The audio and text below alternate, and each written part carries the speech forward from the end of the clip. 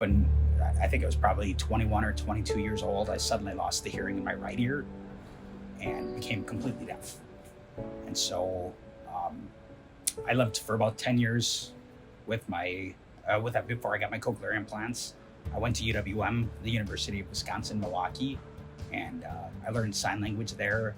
I learned about my place in the deaf community and a lot about like deaf culture and deaf history, and just really kind of immersed myself in everything related to deafness.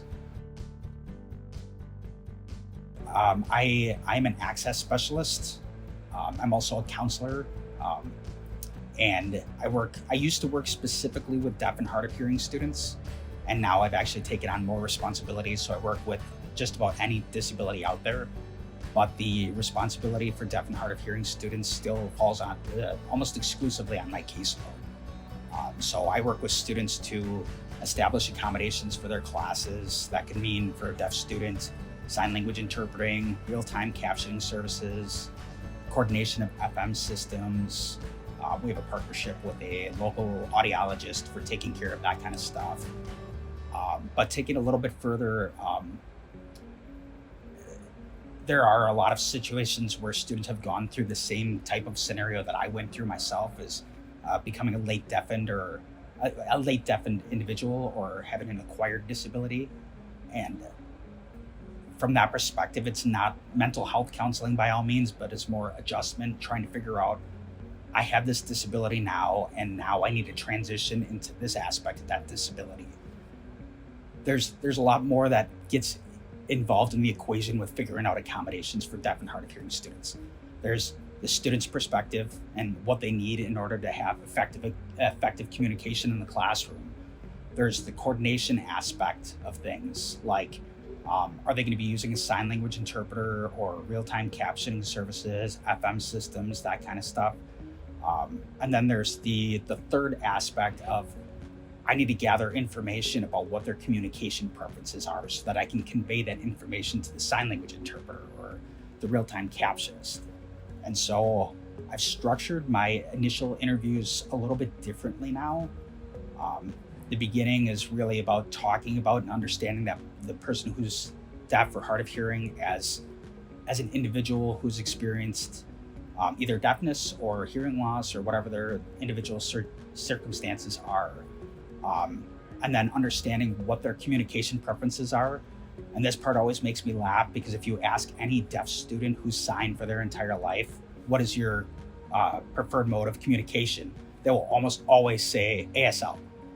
And you have to kind of get into the nitty gritty of it. Like, I will say for me personally, I gather documentation as required by our university.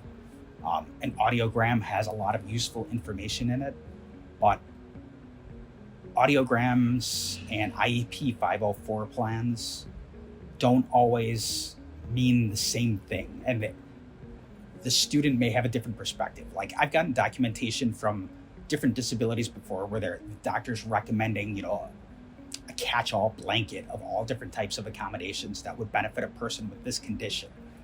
And it's really important to not assume that somebody, just because they're deaf or hard of hearing, falls under that category.